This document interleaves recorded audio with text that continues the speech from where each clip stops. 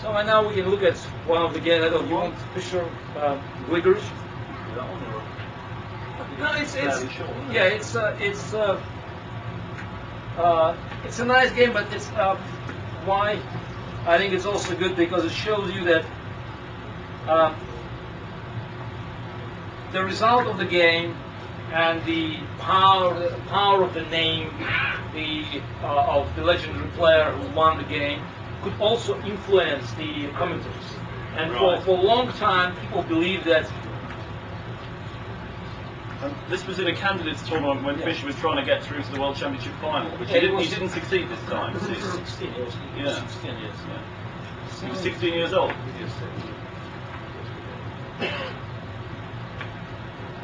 I'll not comment on that now. The best move was to take on b4 and then bishop g7.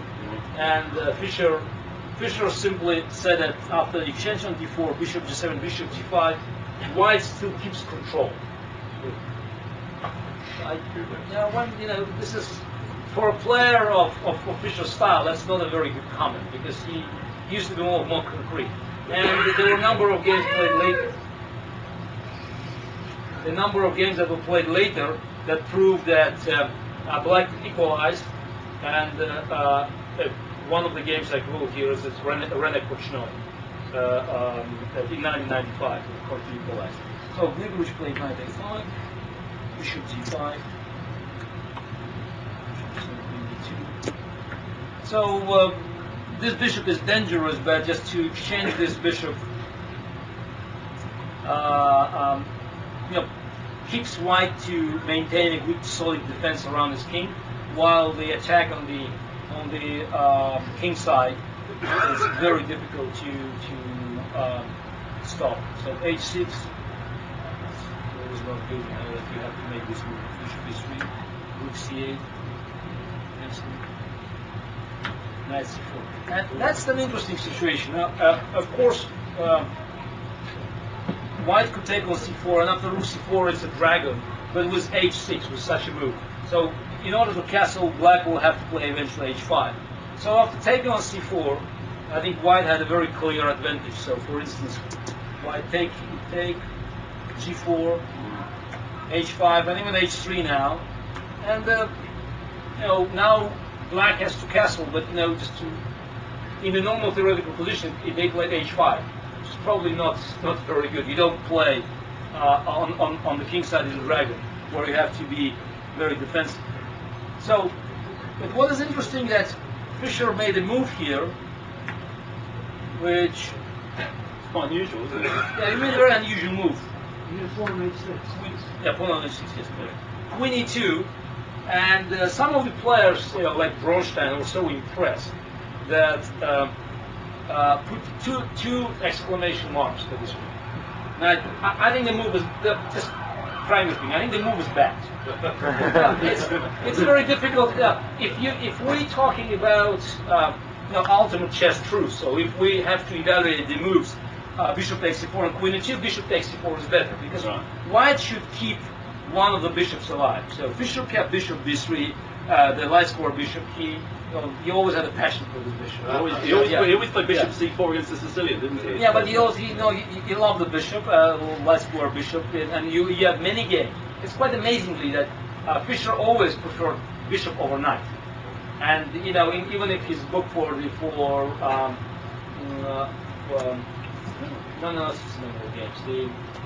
for the beginners. Teaches chess. He evaluated bishop with 3 and quarter a pawn versus knight as just 3 pawns. So it's quite significant advantage for bishop. And you'll find a number of games where Fischer won with the bishop versus knight. And I think there was only one game where Fischer won with the dark square bishop. It's all the white square bishop. All the white square. Yes. Now, I think that this position, in fact, is better for black than the position after bishop takes c4, because I can hardly imagine that white could create real threats while bishop g7 is alive, and there is no dark square bishop aboard. But the impression was so strong that Gligovic collapsed in move that all the players thought it was a great move. And So this is a classic example of where everybody's assessment of the position is based on the result of the game. Is that? Yeah. Yes, yes.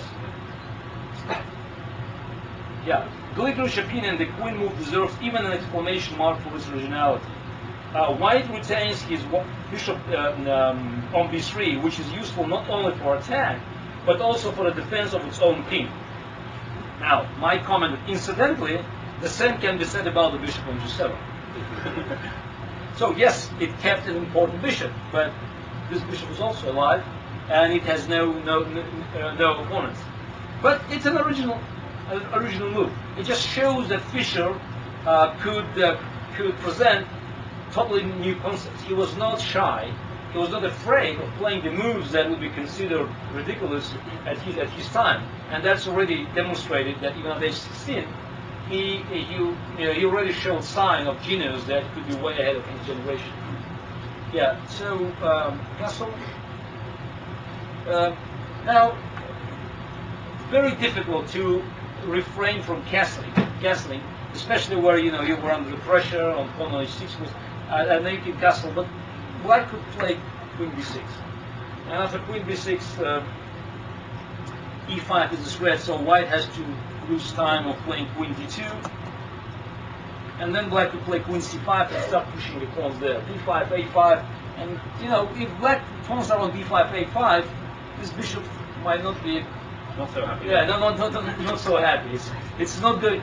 The bishop could defend White's king against attack organized by the pieces, rooks or light pieces, or minor pieces, but not against the pawns. It's the target of the pawns. Yes, if the pawns are advanced, then bishop could be in trouble. So, and then queen c5. There was a game that Fischer played in the simul, but I think it's pretty good. It's pretty good for Black.